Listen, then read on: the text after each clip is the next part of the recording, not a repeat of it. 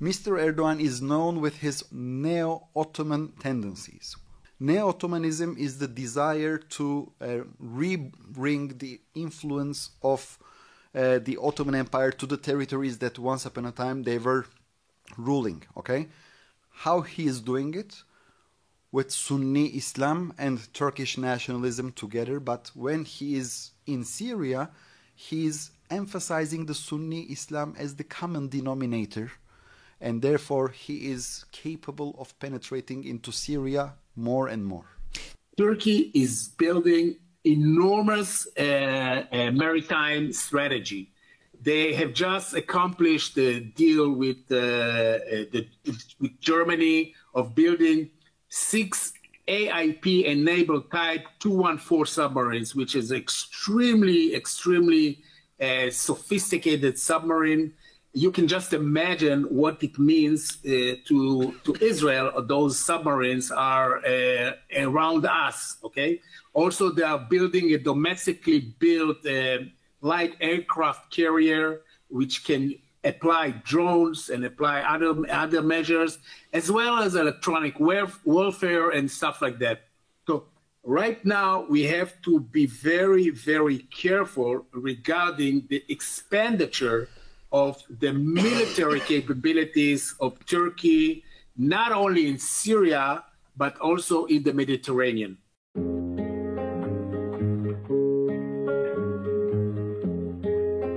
You're listening to East to West. I'm your host, Sarah Martinez, and in today's episode, we're diving into one of the most complex and pressing issues in the Middle East today, Syria. After the fall of the Assad regime, the power vacuum left has sparked significant geopolitical shifts, with regional players vying for influence. One of the key nations making its moves is Turkey. In this episode, we'll explore Turkey's ambitions in Syria and the wider Middle East, its quest for control and influence in the region. What does this power struggle mean for Syria's future and the broader region? We'll unpack the dynamics, challenges, and the key players involved. My guests today are Eytan Cohen, Yanarocak. I hope I said that correctly. He's a Turkey expert at the Moshe Dayan Center for Middle Eastern and African Studies at the Tel Aviv University.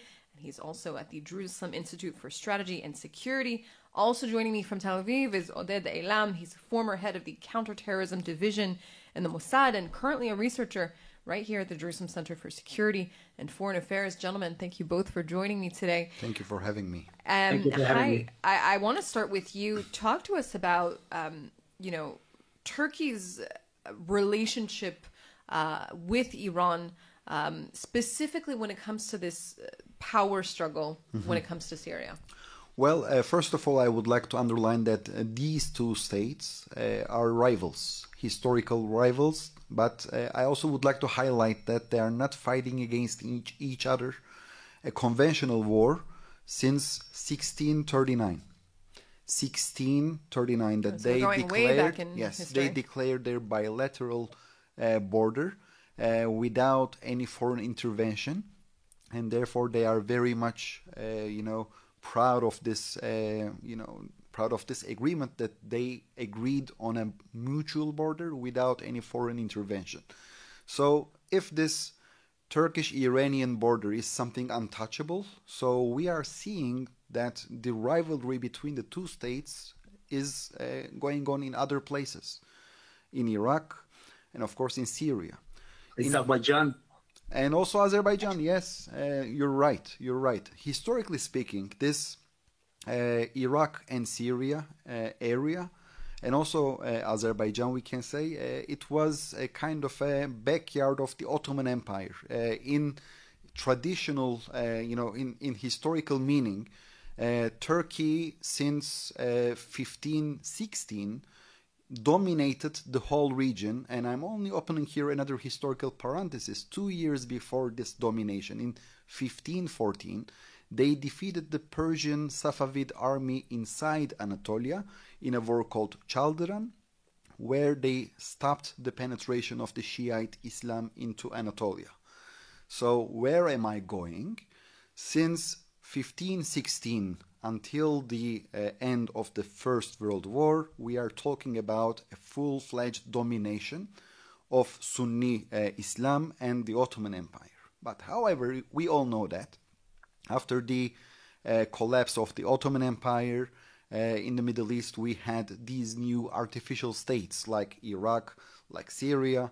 So in this regard... When you say artificial states, for an American audience who might not necessarily understand what you mean by that. Yeah, I mean, for instance, when we are looking at Iraq, there was no identity called Iraqi identity. This is an artificial state that These were borders that were drawn up by the Brits. By a ruler. Yeah, by right. a ruler. If you're going to look at the borders of Iraq, you're going to see the rulers of Mr. Sykes and Mr. Picot. Right. Mark Sykes and Francois Picot, who basically, designed and agreed on this very infamous agreement called Sykes-Picot.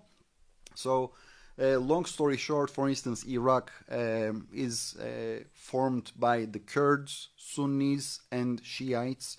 We cannot speak about a unity, an harmonious society. These identities, they also existed before this so-called formation of the Iraqi identity. So therefore, when we are looking at these countries like Syria, that there are Alawites and the Sunnis, right? The vast majority in Syria are the Sunnis, approximately 75%. And when we had Bashar al-Assad, for instance, it was a minority government of the Alawites. Right. So from the Turkish perspective, this, the Syrian state first, it's an artificial state because it was invented. There was no such an identity before. And also the government of Assad, which was based on the, Alawite sect, was considered as something weird in the eyes of the Turks because at the end, in historical perspective, they only saw the domination of the Sunni Islam. And therefore now, they are trying to restore the Middle East to its factory settings. And let me tell you, who is the ultimate manufacturer? Of course, they see themselves as the factory, the factory settings. Mm-hmm. So they are nowadays are seeing that they would like to restore the domination of Sunni Islam. And Mr. El-Julani is also emphasizing, Ahmed al-Shara, the current so-called president of Syria, is also highlighting this Sunni identity. And if you allow me, I would like to one more sentence and then I will stop. Mr. Erdogan is known with his Neo-Ottoman tendencies. What is Neo-Ottomanism? Neo-Ottomanism is the desire to re-bring the influence of the Ottoman Empire to the territories that once upon a time they were ruling, okay? How he is doing it? With Sunni Islam and Turkish nationalism together, but when he is in Syria, he is emphasizing the Sunni Islam as the common denominator, and therefore he is capable of penetrating into Syria more and more. So if I understand you correctly, Erdogan essentially has neo-imperialistic aspirations to re-expand Turkey to its old, so-called glory days. Yes. Oded, I want to turn to you. That presents a significant risk for Israel's security, especially if we're understanding Chai's analysis correctly here, that Turkey essentially wants to re-influence Syria. Absolutely. And let's take it into the context of the unrest that is right now is building up in Turkey after the arrest of the mayor of Istanbul, Imam Lulu, and the enormous demonstrations throughout the cities of Turkey. Erdogan has right now the urge to divert the internal turmoil into something of an outside mutual enemy. And this is the right time for Erdogan to increase his rhetoric and increase his aggression towards Israel in order to facilitate those goals and in a way to little bit curve the internal turmoil that right now in Syria. So it accumulates into two vectors. First of all, what Chai expressed very, very clearly, and I absolutely agree with it, is the long-term intentions of Neo-Ottoman, and combined with the internal problem that right now is facing. This poses a threat to Israel, because Israel cannot allow foot on the ground for Turks in Syria, because it's going to be 2 millimeters of some misunderstanding that they will shut down, they will perhaps even engage in a battle with Israel, mainly aerial. So Israel has to be very, very affirmative in stating that we are not going to allow any sort of military presence of Turkish forces, southern part of Syria, because it's a major threat to the Israeli security and to the Israeli freedom of operating within the aerial capacity of Syria. How do we achieve that? We'll talk about it further on. And Israel, as you mentioned, Oded, has again repeated its warnings that it will not allow Turkish forces close to its border. It presents a significant threat to its security. Chai, I'm curious to your opinion. Do you think that Turkey is deterred by Israel's warnings? Well, according to the latest statement of Turkish Foreign Minister Hakan Fidan, the answer is yes. But the thing is, he made this statement in the English language, okay, which is very important, because if he delivered this statement in Turkish language, I could be, maybe persuaded, because it will create a very important reflection at home, because at the end, the Turkish government is using its foreign policy for its public relations purposes. We all know that, right? So today in the morning, before coming here, of course, as I always do when I'm, getting up in the morning with a coffee, I'm reading all of the Turkish newspapers in Turkish with a cappuccino. With a Greek coffee. A Greek coffee. Oh, okay. This is you're escalating the situation. Absolutely. A purpose. So in the morning when I read the news, I was informed by the Turkish newspapers that next week, so-called Syrian President Al-Julani, Ahmed al-Shara, will going to visit Ankara to Erdogan. So there, both of the leaders will talk, and as a promo, Erdogan already delivered another important statement regarding that summit, that Syrians will receive whatever they need. So maybe we are not going to see here the Turkish flag or, Turkish soldiers with their own uniforms, but Turkey will do its best in order to arm the new Syrian army. And in this regard, I think after October the 7th, we should not react to the new realities, but we have to put the realities. So other states should react to our policies. So this is the days of, watching and not acting are over for Israel. Israel, should be very active.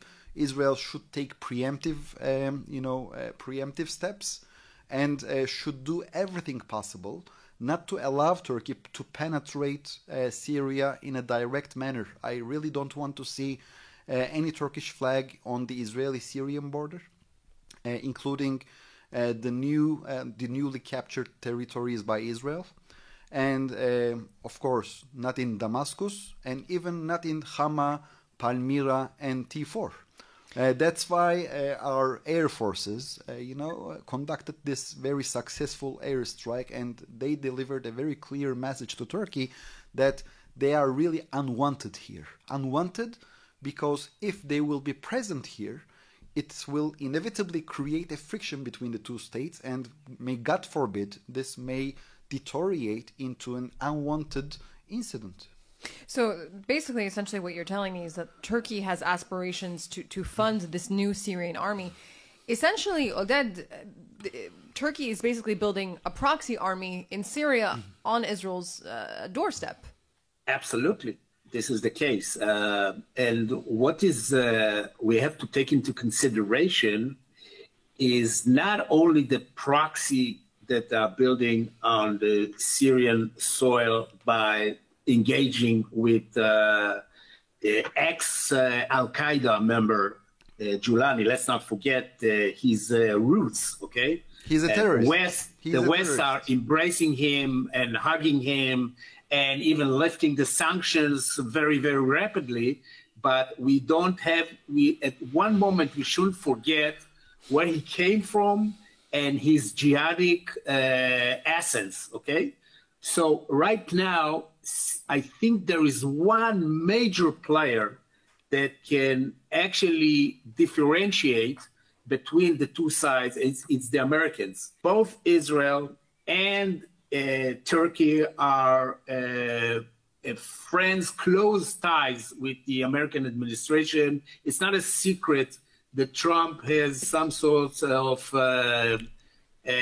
affection to dictators. He looks on the world as losers and winners, and in his point of view, Erdogan is a winner, and he has a lot of affiliation towards Erdogan. Nevertheless, the Americans can actually maneuver Turkey, and it's up to them to make this first move. I want to mention one more thing that we have to look at. Turkey is building enormous maritime strategy. They have just accomplished a deal with Germany of building 6 AIP-enabled Type 214 submarines, which is extremely sophisticated submarine. You can just imagine what it means to Israel. Those submarines are around us, okay? Also, they are building a domestically built light aircraft carrier, which can apply drones and apply other measures, as well as electronic warfare and stuff like that. So right now, we have to be very, very careful regarding the expenditure of the military capabilities of Turkey, not only in Syria, but also in the Mediterranean. And I'm glad you brought up the American intervention in Syria, specifically with the U.S. Brokering that deal between Turkey and the Kurds in Syria. Chai, what do you think are Turkey's plans in regards to the Syrian Kurds now that they've signed that agreement with the Syrian government? And also, if we can backtrack, tell me a little bit about the history between Turkey and the Kurds. Okay. If you allow me, before answering your question, I would like to add another sentence to what Oded said. Take it away. Turkey's aspirations of acquiring F-35. You know, Turkey was there in the F-35 program and, you know, was kicked out because of its equipment of the Russian S-400 missile systems. And nowadays the Turkish side is trying to pave its way back to this program by they are trying to persuade the American administration to cancel the Kaatsa sanctions against Ankara, right? So nowadays they are talking about maybe to relocate those batteries to Syria or maybe to Somalia to prove the Americans that the Russian systems will not be connected to the Turkey's NATO's infrastructure. Okay, this is the first thing. And in my opinion, Israel, our Prime Minister Benjamin Netanyahu, should do everything possible to persuade the Americans not to include Turkey once again in this program, because you know, otherwise Israel may lose its superiority in the air forces. Okay, regarding your question for the Kurds under the Ottoman Empire were considered as primary citizens because the most important glue of the Ottoman Empire was religion. But later, with the foundation of the new Turkish nation state, which was based on secularism, which eliminated this glue for the Kurdish citizens. So the Kurdish citizens began to alienized in their own country, and they turned into a kind of a second-class citizens. Why I'm saying second-class citizens? Because at the end they could not receive, for instance, education in their mother tongue. They were forced to learn Turkish in the first grade. Okay, for instance, let's imagine that we are talking about a kid who doesn't know anything Turkish. He is coming from, or she is coming from, a Kurdish home, okay, where she or he grew up with this Kurdish language. So for many Kurds, it's kind of a culture shock. It's a kind of a trauma, okay? And when we are looking at the Middle Eastern map at large, the Kurds are creating, you know, a challenge for the integrity of the nation states in the Middle East. It's not only for Turkey, it's also for Iran, it's also for the artificial states of Syria and Iraq.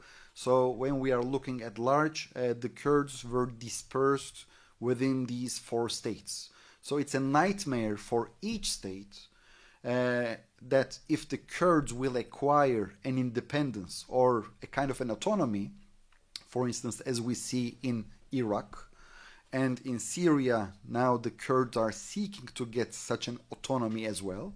Okay, so in Turkish eyes, it may create a domino effect, also for the Kurds who are living in Turkey.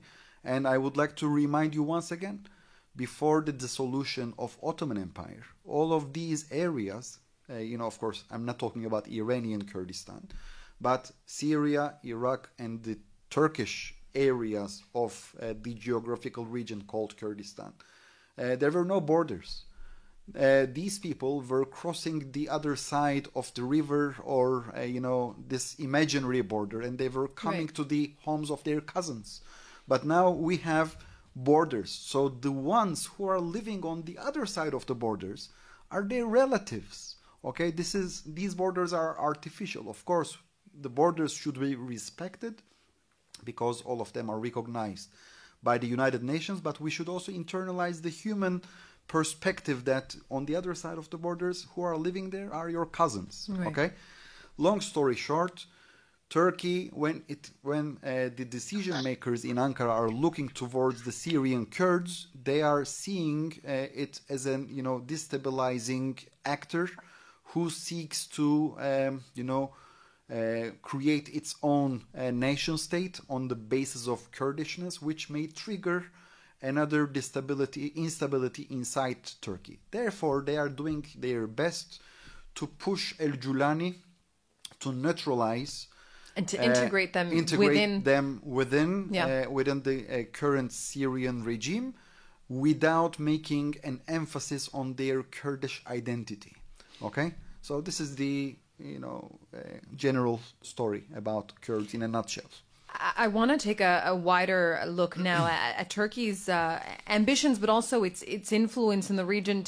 Stepping out of Syria for a second, Oded, Turkey has become host to Hamas, which poses a significant challenge for Israel in terms of its counterterrorism efforts, but also when it comes to the relationships between Israel and Turkey. I mean, just a year ago, Israelis were vacationing in Antalya and Istanbul, getting hair implants. I mean, that seems completely like a distant memory now. I wouldn't recommend to any Israeli to get hair implants right now in Israel. In Turkey, I think he will come out completely bald. But yeah, you are absolutely right. It's some sort of a roller coaster at the relation. The relation started deteriorating in 2013 when always goes ups and downs, but mainly downwards. We saw that in the Oferet Yetzuka operation. We saw that with the Marmara case. We saw it even in Davos when Erdogan walked out on Shimon Peres. Because basically, let's not forget, Erdogan in his essence is a fundamental Muslim with anti-Semite beliefs. Of course, he's a pragmatist, and of course, he's trying to play this game with the Americans, with the Europeans. He's friends of everybody. But the true fact that he is the one who is taking this whole situation into quite hazardous cost. I want to reflect on one more important person in the administration is, of course, Hakan Fidan, who was the head of the MIT, the Secret Service of the Turks. He is a very bright and smart fellow, and very, very sophisticated. And I see him as second to Erdogan, and probably is going to be his successor. But I agree with you. Right now, the situation is that Turkey is trying, like in a way like Qatar, to play in different ball games in different areas. They are involved in Libya. They are even involved in Qatar. They, of course, are very much proactive in Azerbaijan, and needless to say, the support to the Hamas. Let's also not forget in Lebanon facilitating the transfer of funds to Hezbollah. And let us also not forget the Turkish penetration in Africa, in Chad, in Niger, in Libya, in Somalia.